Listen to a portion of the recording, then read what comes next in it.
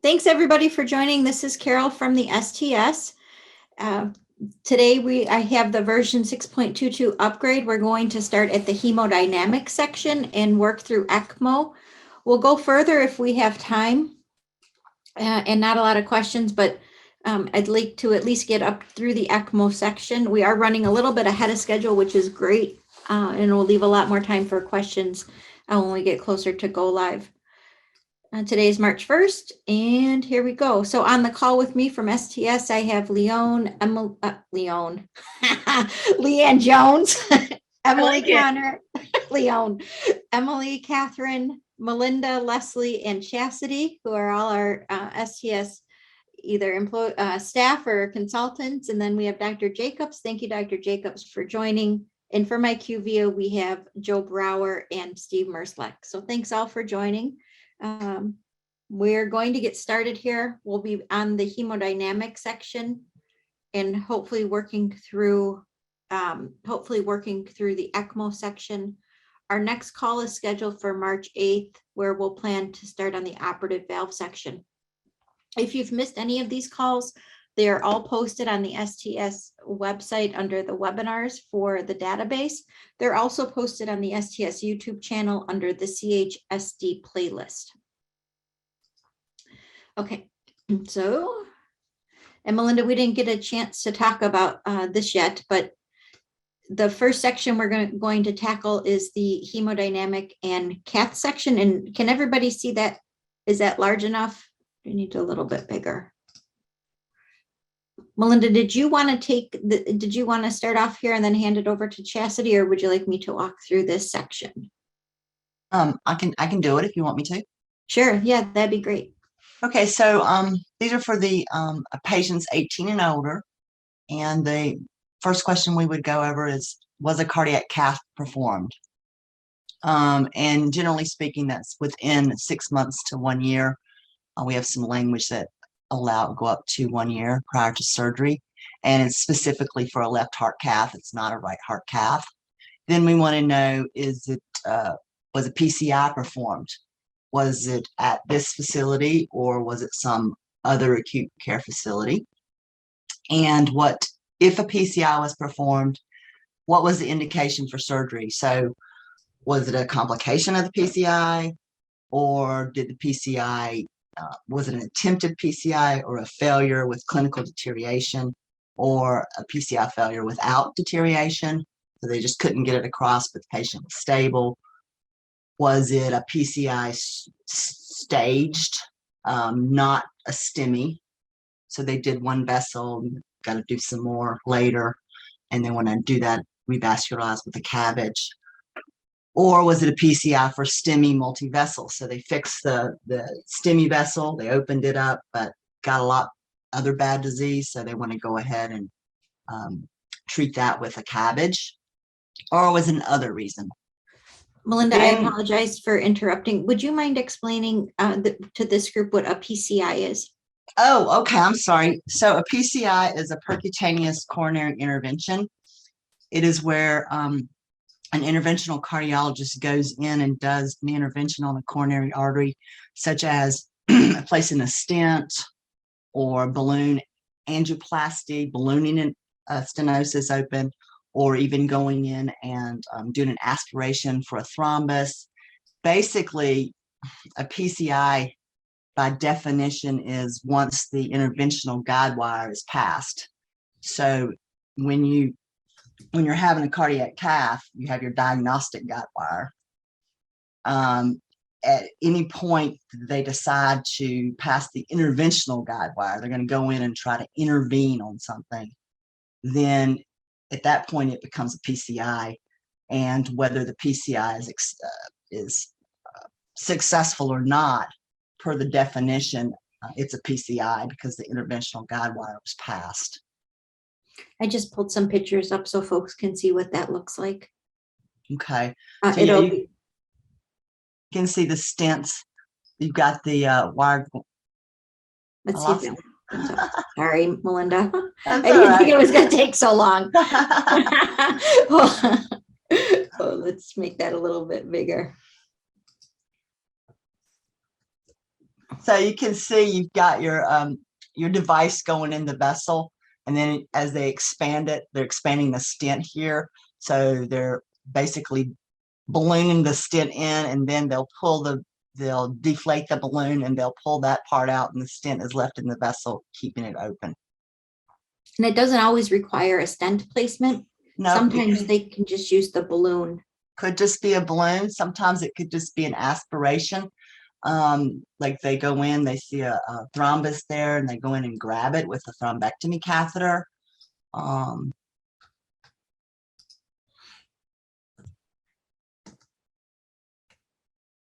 Uh-oh. Never mind. You get the idea. Sorry. Yeah, and I think I'm killing it with maybe on one of our calls we could go over what a cath log looks like and at what point the intervention begins and things like that, to kind of break that down a little bit. Yeah, that would be good. Okay. Hopefully that was helpful. So the next question is PCI stent, and what they want to know is this patient ever had a stent, prior stent. And then the next question is the PCI interval. So this is going to be the PCI interval of the most recent PCI. So sometimes you'll have a patient that has a PCI 3 years ago and they had a stent. So you'd answer yes to 1265 because they've had a prior stent.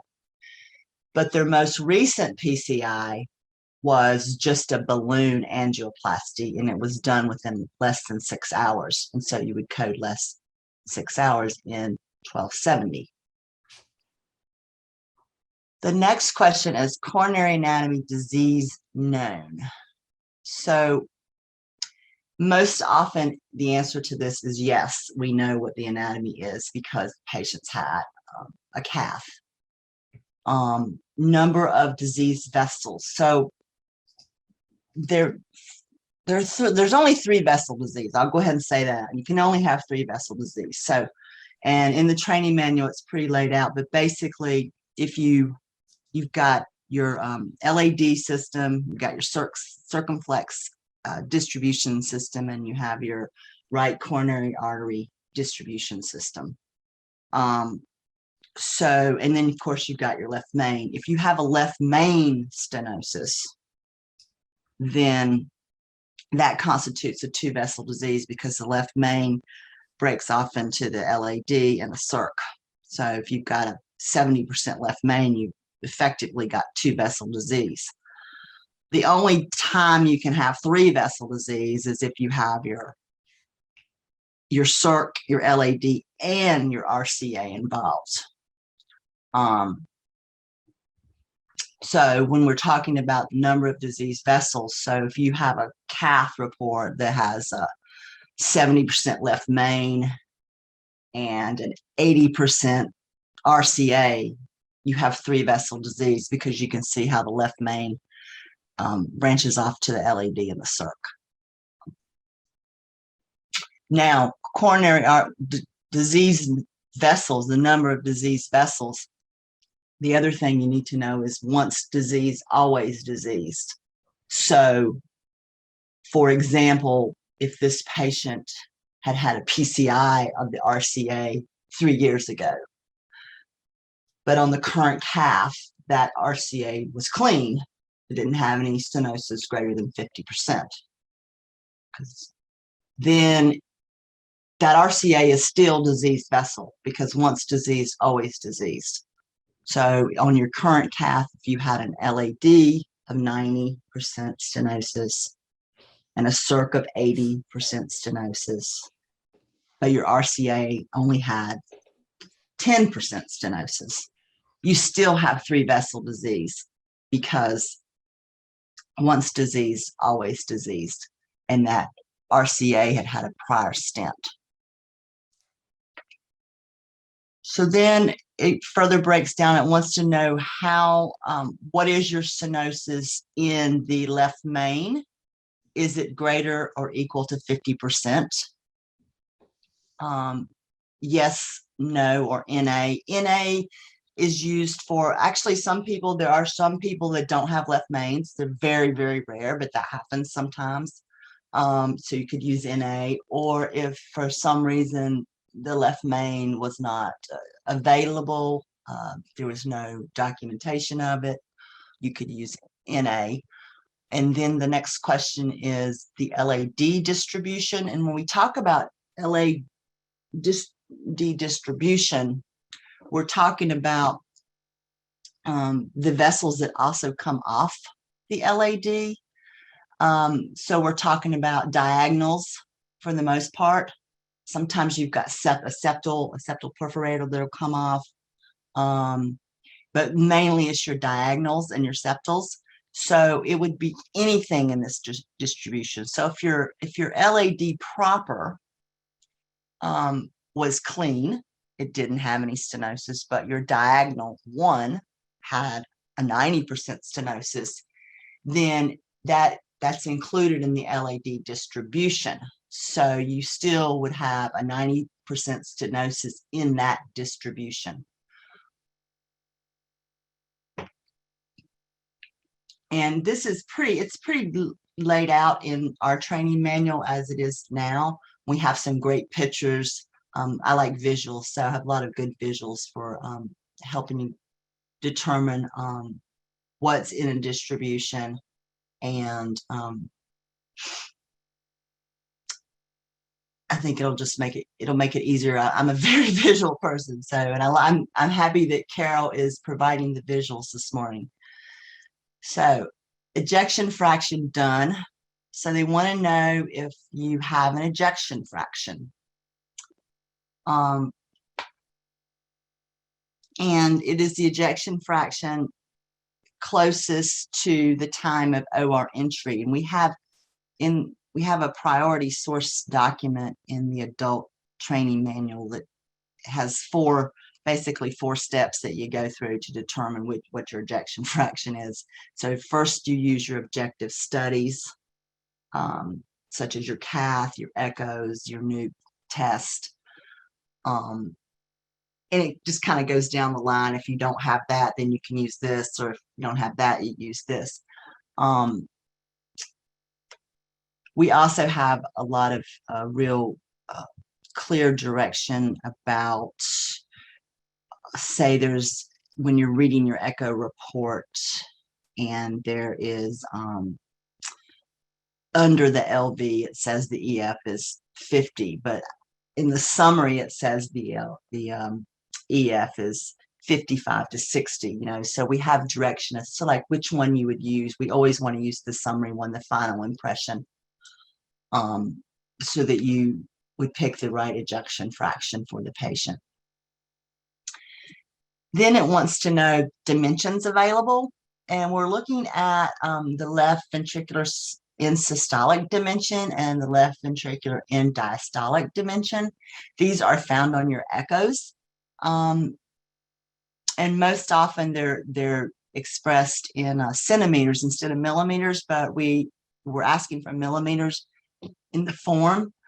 And there's some really clear direction in the training manual as to how to convert that over. And perhaps on a workshop, we'll actually look at echo and be able to identify these dimensions so that you can easily pick them up as you're looking on your echo. The last question under hemodynamics that want to know is, was the PA systolic pressure measured? And this is your pulmonary artery systolic pressure. And we want to know if it was measured, and it can be used. So like if there's no pre-op PA systolic measurement, because sometimes there's not, then you can use this up to the prior to the induction of anesthesia, although that's kind of rare because usually they put the swan in after they induce anesthesia. So some people have this, some people don't have it. It just depends. If you don't have a PA systolic pressure measured, there is you're able to use your right ventricular systolic pressure per the training manual. And quite often you can find that on an echo report, and that's another thing that perhaps on a webinar we could identify that on an echo report if you're not used to seeing that. I'm not quite sure what you guys normally gather, so I apologize if I'm making it either too clear or not clear enough. So please ask questions if I'm not being clear, if you don't understand something.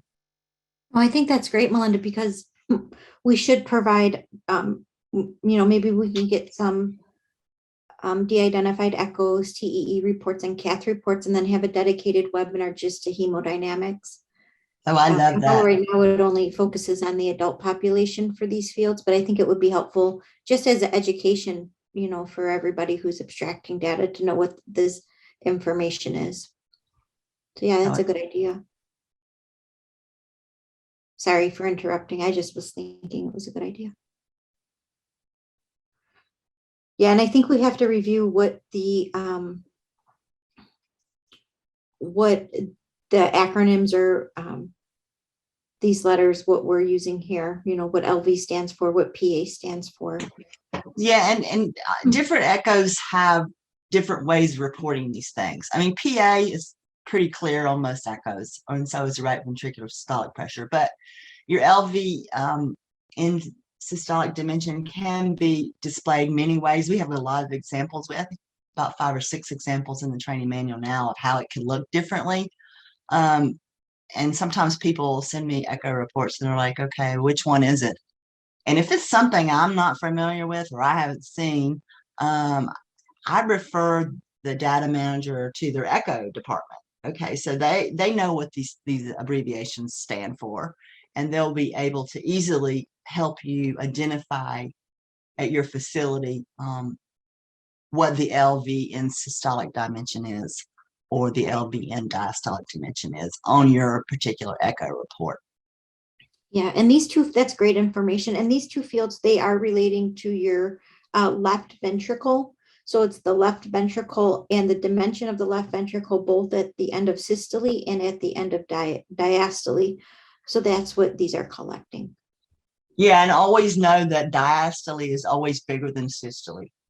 So that's good. We should put that in the that's a clue. manual. It's always bigger. The diastolic dimension is always going to be larger than the systolic dimension. So it's good information. And then PA is your pulmonary artery. Okay. All right. We had 3 questions, or it looks like 4 questions to go through for this section, and then we'll move on to the procedure section so we can keep it focused. After these 4 questions, we're going to move on. If you have additional questions, we'll get to them at the end. The first question, Melinda, is what is the time frame for recording whether the patient had a cath? Sorry if I missed that. Generally speaking, we'd like it within 6 months, but there's language that says we can go up to 1 year. There's also language that says if you don't have a cath, you could use a coronary CTA that demonstrates the number of disease vessels also. That's a coronary, that's a CT angiogram. Yes, of the coronary arteries. Yeah. Okay. Thank you. Next question. Does arthrectomy, laser, and all PCI fall in this, or just balloon angioplasty and stenting? No, pretty much all that. You're going in, if you're doing a rotational atherectomy, yeah, that's going to count as a PCI too, an intervention. Okay. Next question. What about congenital coronary abnormalities?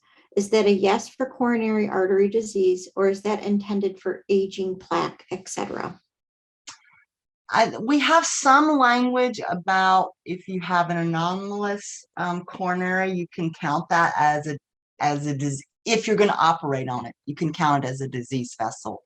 I can't remember the exact language right now, but there is some language. So for example, let's say you've got a anomalous RCA and they're going to unroof it and then bypass it. So you are allowed to count that as a disease vessel because it's going to be bypassed. Good. Thank you. And last question that we have so far in this section. In a single ventricle patient, will this still refer to LV or the systemic RV? I think Dr. Jacobs is going to have to answer that question. Yeah, that's beyond our control. That's Yeah, beyond my scope.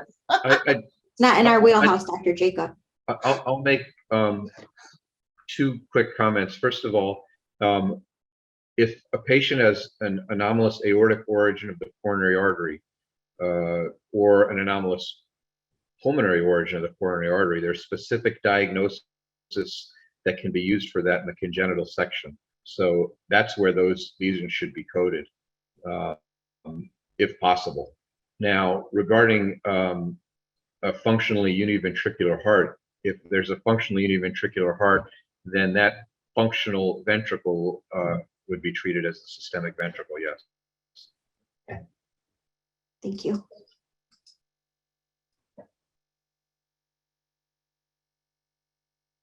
Is the pressure from MPA, what if you have multiple PA pressures? MPA, is she talking about the mean pulmonary artery? Yeah, so that's a really good question, because an adult patient that's getting cath for acquired coronary artery disease typically will have the same pressure throughout the pulmonary arterial tree in the main pulmonary artery and in the branch pulmonary arteries, whereas congenital patients will have multiple different pressures in different parts of the pulmonary arterial tree if they have certain forms of congenital heart disease. So in that case, I would use the main pulmonary artery pressure for this. Thank you. We'll Which is going to be the same as the right and left branch pulmonary artery pressure in the overwhelming majority of adults undergoing cardiac catheterization in the absence of congenital heart disease. Okay. But to make sure we put some very good information into the training manual regarding that. Okay. Thank you, Dr. Jacobs. Thanks, Melinda. We're going to hand it over now to Chastity to go through the procedures. Okay, thank you, Carol. So a few things that I want to point out with the procedures this time around. You are going to see that we included some new procedures. Most of the time, what we were attempting to do was allow for some expansion of detail of a specific procedure, or the new combination procedures that will come about. And so that's what you're going to see really by and large with the procedure section. And I do want to point out that all of the new procedures added, including new detailed procedures, combination procedures, all have stat scores. So no longer would we do what we did with the last version update, where we put out a set of procedures that did not have stat scores yet assigned to them. So all procedures have assigned stat scores. So this is good. So as we look to starting with our septal defects, you'll see that there's a combination code now for VSD repair patch plus ASD repair primary closure. There is a new combination under the AV canal sections for both partial repairs as well as complete repairs done with other types of defect repairs. And so as we keep scrolling, we also see then under partial anomalous venous connection, a repair with ASD repair primary closure. We included VSD patch repairs with PA-PVC repair, as well as with an ASD and PA-PVC repair. And I won't read all of these off to you, but you just see that many of these are combination procedures that our programs do. And we were only getting, if you will, credit for doing one procedure when we found that doing these combination of procedures together likely increased your risk. And so that was where these new procedures came about. So again, some new unifocalization procedures with other procedures like shunts, Epstein's repair, let's see, PA reconstruction with a VT shunt. And as we keep going down, we see some pulmonary valve repairs, and then we get into some conduit operations, and you'll see that it's not that we changed the conduit operations, but we added some detail, whether it's valved or non-valved, as well as doing RV to PA conduits with other procedures, such as a PDA closure or a root replacement. And you see a VSD with a conduit re-op, since that is often done in combination. And so then we get into some valvuloplasty procedures. Again, some of these are just some greater detail on procedures that we were already doing. and some language with including aortic versus neo-aortic valvuloplasties, as we pointed out in the last webinar, that terminology. Keep scrolling down. And so we included the Roscono with valve replacement, mitral or the systemic AV valve. You also see more combination codes here. And then under Norwood, as well as, I'm sorry, back up to Norwood, doing a valvuloplasty of the systemic atrioventricular valve plus a conduit placement by V repair for a hypoplastic left ventricle. We talked already on a previous webinar about the new hybrid terms. And so hybrid approach stage 1 with application of right and left bands with the use of PGE, and also would include stent to maintain ductal patency. Let's see, as we keep scrolling down, you'll see that we have some new transplant terms for combined transplants. So heart and liver, heart and kidney, heart, liver, and kidney, for those of you having that much fun out there. Then you'll see with Fontan, including a pacemaker placement at the same time. We have Fontan takedown now. And then you'll also see some ventricular septation procedures as well that have been included. And let's see, what else do we have? Arch repair plus VSD plus ASD repair, division with or without reimplantation of an aberrant subclavian, a pulmonary artery sling plus a tracheal procedure. Let's see, as it keeps on going. Okay, under palliative procedures, what you're going to see here is that we included RV to PA shunt, sono shunt, or palliative RV to PA non-valved conduit to augment pulmonary blood flow. So that was included. So you would use this if this is your primary procedure. Of course, if you're doing a sono shunt as a part of a Norwood, you can use this as your source of pulmonary blood flow. However, your Norwood would still remain your primary procedure. But if you're doing it standalone, then obviously you can use this code as your primary procedure. And then under PA banding, this goes along with that hybrid procedure as pointed out in our previous webinar. We've got 1640 changing to PA banding, placement of a main PA band. And then the following two terms are PA banding, whether they're unilateral or bilateral branch bands with the need for concomitant PGE and ductal stent, or without the need, I'm sorry, for concomitant PGE or ductal stent, as well as PA banding plus a common AV valvuloplasty. And then you see a DKS plus a BT shunt. Then under mechanical support, we're going to lie out in the training manual, what the difference is going to be between a right and left temporary assist device for implant, explant, and procedure versus VAD, implant, explant, or change out. And so we'll all the definitions and detail will come to you in the source of the training manual. And of course, we can include that in webinars as well. And there is also a VAD procedure code that was added. What else do we have? I don't know if Melinda, do you want to talk any more about the difference between a VAD and a temporary, right-left heart temporary assist device? Oh, I can add a few comments, just based on the adult training manual. Yeah, it's the same idea. So temporary assist devices are short-term devices, such as Impellas. That's probably your most common short-term device that's used these days. So these are devices that are put in either via a groin, or some Impellas are actually implanted. They go to the OR and are implanted transaxillary. Those are your temporary devices, and they could either be a right heart assist device or a left heart assist device. And then your ventricular assist devices, or your VADs, or your long-term, durable mechanical devices that support most often right and left, but can do either one. I'm trying to think right off the top of my head of some of the names of those. HeartMate 3. There we go, HeartMate 3.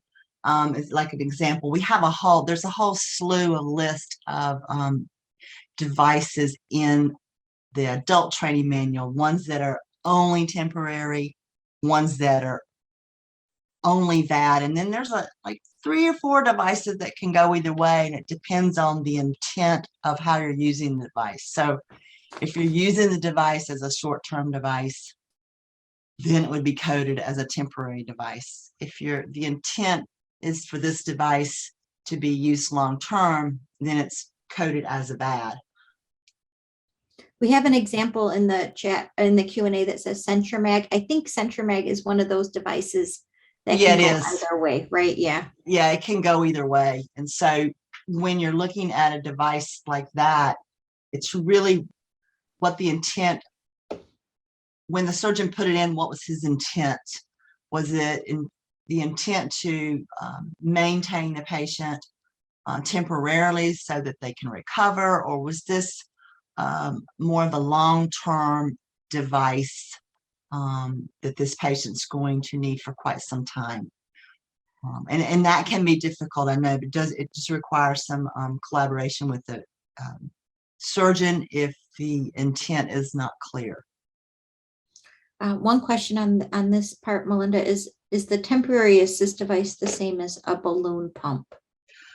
Well, and a balloon pump is a mechanical assist device, but it has its own category, and I don't think you guys are asking for that. Oh, you are. Okay, there it is. So all of these are mechanical assist devices. So even your ECMO is a mechanical assist device. So ECMO has its own category, which is it's a different type of assist device. A balloon pump is also a different type of assist device. It's not as, I'd say it's not as powerful as a temporary assist device. It can't do as much as like an Impella that can support both right and left. And then you have your VADs, another type of mechanical assist device. So Yeah, you have a category for each one. I think that you really summarized that quite well. One easy way to think about this is that mechanical circulatory support devices or mechanical assist devices can be put into 3 basic groups. One ECMO, one intra-aortic balloon pump, and the third one ventricular assist devices. And on this form, ECMO has a separate home, intra-aortic balloon pump has a separate home, and then the stuff that is highlighted in light blue there is for ventricular assist devices. Mm-hmm. And the Right, next and I think we divided in adult, and it looks like you've done it here. You've divided the ventricular assist devices into the temporary ones and then the long-term ones. That's right. Yeah, that's right. Okay.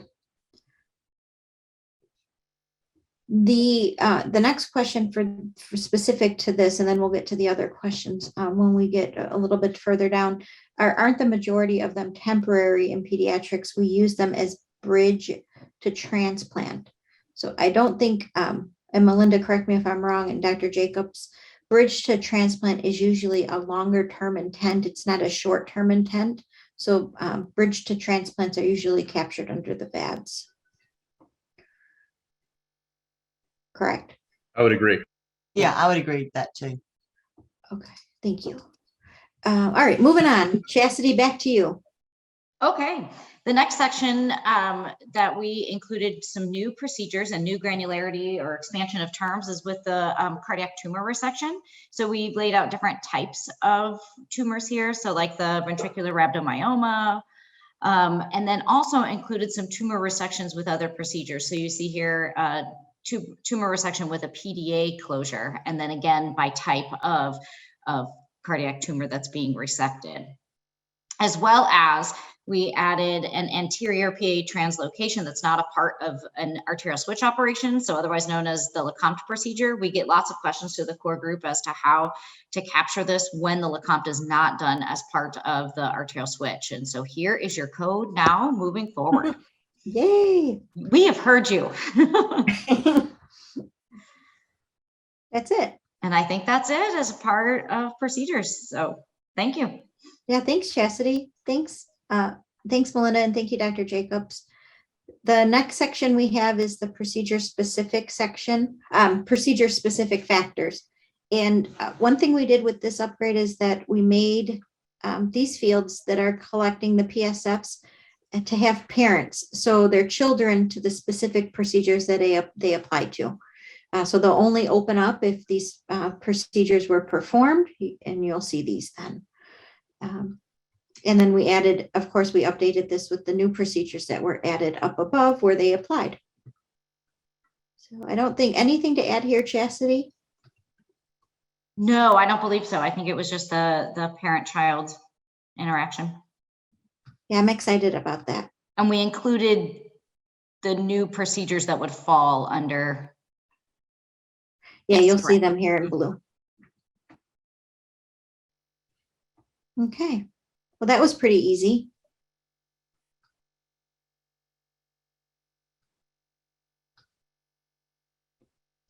Okay, Angela Ebel has a question on the procedure section. And Kelly has a question on the PCI section. So let's answer their questions before we go on.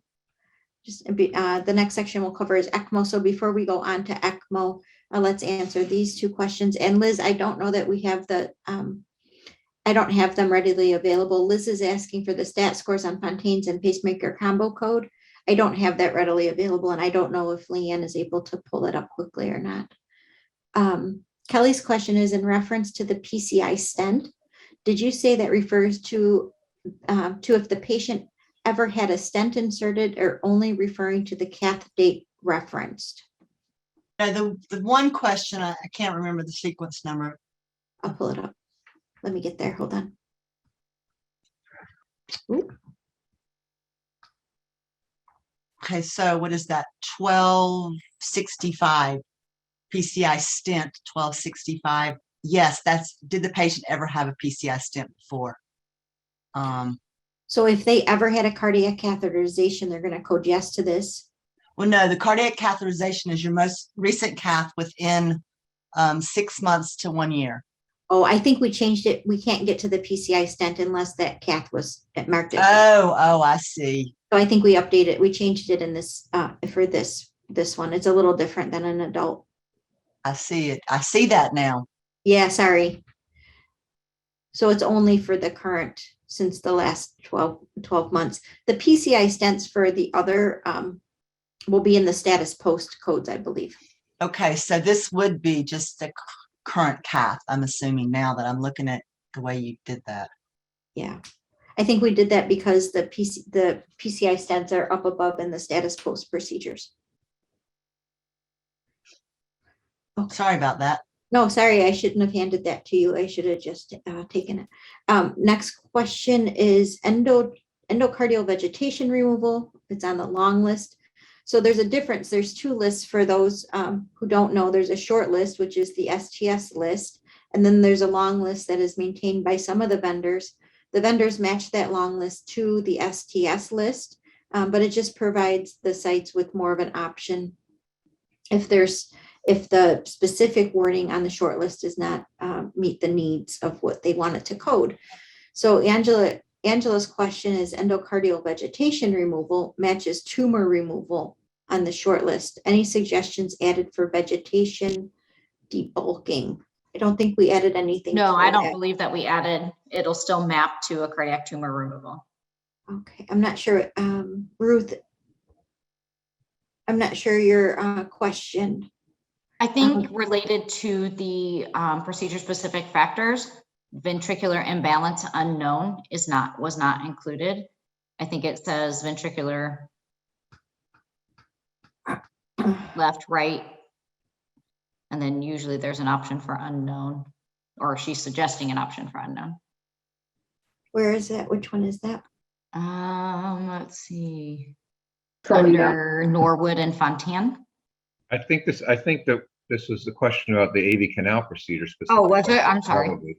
And I think the thought process behind what we did is that if one is describing a single ventricle heart or a functionally univentricular heart, usually the dominant ventricle can be called a morphologic right ventricle or morphologic left ventricle, but sometimes it's unknown what that is, and ventricular dominance will be unknown in a functionally univentricular heart. But in an AV canal, ventricular dominance is a little bit of a different issue. In an AV canal, the AV canal is stratified into left ventricular dominance, right ventricular dominance, balanced, or indeterminate. If it's unknown, I guess one can choose indeterminate. It's less. I think. Oh, I see, because we added unknown up here. Yeah. I think it got added to one section and not to another on the paper form. So we just need to look at that maybe offline to make sure. Oh. It's Yeah, consistent. it might be that it makes sense to put unknown in the other place as well, because that's going to make life easier for the data managers. Yeah, we'll just verify what's in the specs to make sure it matches. It's the same field. Yeah, and Thank you. it makes sense logically to have unknown in both places, Okay, thank you. because that's always not an easy piece of information to obtain. Okay, and then, yeah, I understand. Then Krista is saying, so the PSFs don't open for all Fontans, just the one particular Fontan combo code. No, it opens for all of these. So you'll see up here, if the primary procedure is any of these codes, then these questions, these fields will open below here. The one in blue is just that it was a new code added. All right, are we good there? And then Chastity, did you want to talk? Kelly has a question about where the short and long list can be found. Did you want to clarify what the difference is between and where those lists live? Sure. So the short list is exactly what you're seeing for procedures and diagnoses in the data collection form. So that is the STS short list, if you will, of procedures and diagnoses. There are vendors who maintain the long list, and the long list just gives more granularity to the existing terms. Everything maps back to the appropriate shortlist term from STS. So if I use the long list and I have some kind of expanded term for a procedure that we've done, it will map back to an STS term. So upon analysis, STS only sees the shortlist term, and my data is treated the same as everybody else's if I were a long list user and using the more expanded terms. If your vendor would have to maintain that long list for you to have it available in the software. I think that's a really great explanation of that. The background is that there's an organization called the International Society of Nomenclature for Pediatric and Congenital Heart Disease. That society maintains a long list of diagnostic and procedural terms that are used for multiple projects across the world. The procedure list and the diagnosis list from that group, their long list, has thousands and thousands of terms that go into tremendous detail and are designed to be used in the electronic health record and in detailed research studies. The Nomenclature Society worked with STS leaders to have a cross map so that those thousands of terms collapse down into specific shortlist terms. STS software vendors, some only maintain the short list, others maintain both the long list and the cross map to the short list that comes from the Nomenclature Society. All that STS requires is that the short list terms are submitted. So if one is using a software that doesn't have the long list, it's not a problem at all. Alternatively, if one is using the long list, the cross map collapses it down to the short list for STS analyses. And like any other software, it's always possible one could find an error in the cross map. And when that's identified, the Nomenclature Society and STS leaders rectify to fix that quickly. Thank you, Dr. Jacobs and Chastity. Okay, we're going to move on. The next section is the ECMO section.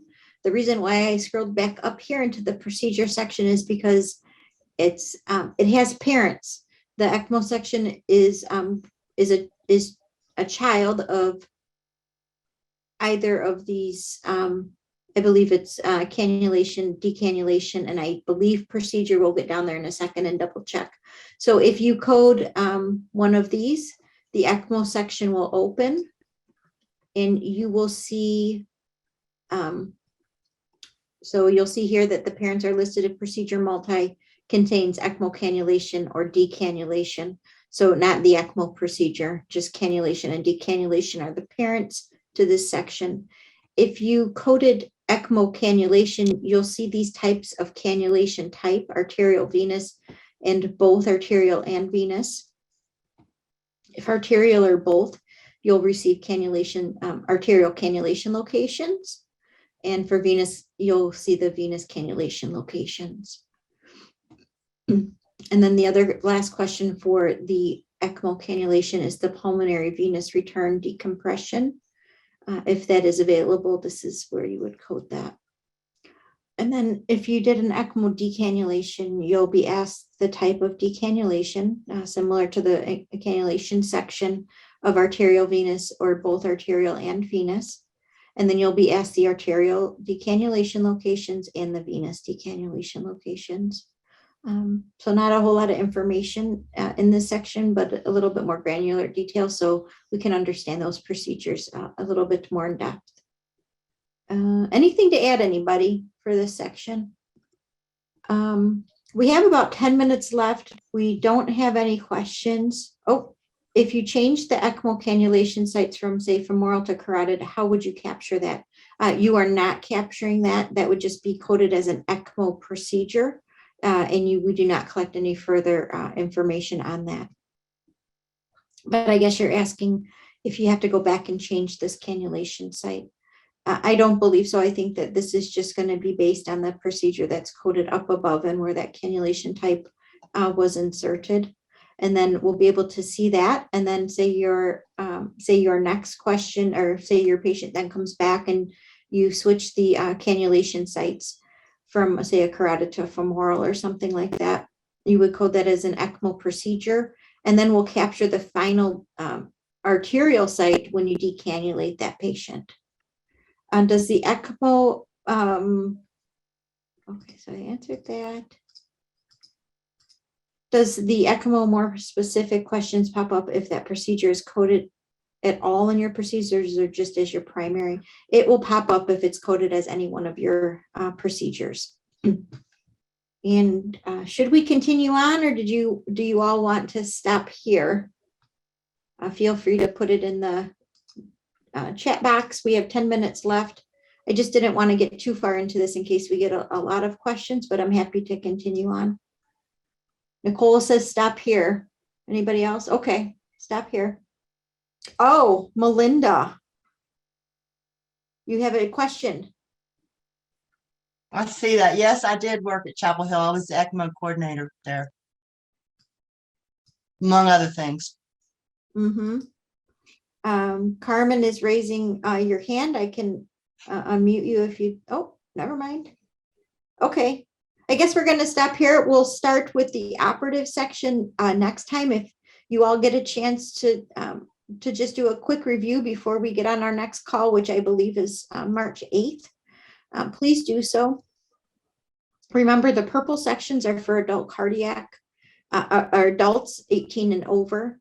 We'll go through this and we'll talk about how these parent-child relationships work. The orangish background is for the under 18 population.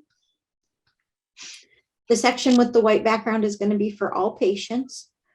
So if you get a chance to review, go ahead. And we'll see you again next week. I have a song to let us out of the meeting since we have a few minutes. If I can find it, hold on one second. As you can see, Ren's telling you about my glorious past. We shared a closet together for a month or so years ago. That's fun. All right, everybody. Thank you so much for joining. I hope you have a great rest of the day. Thank you, everybody. Thank you. Thank you, Bye. everybody.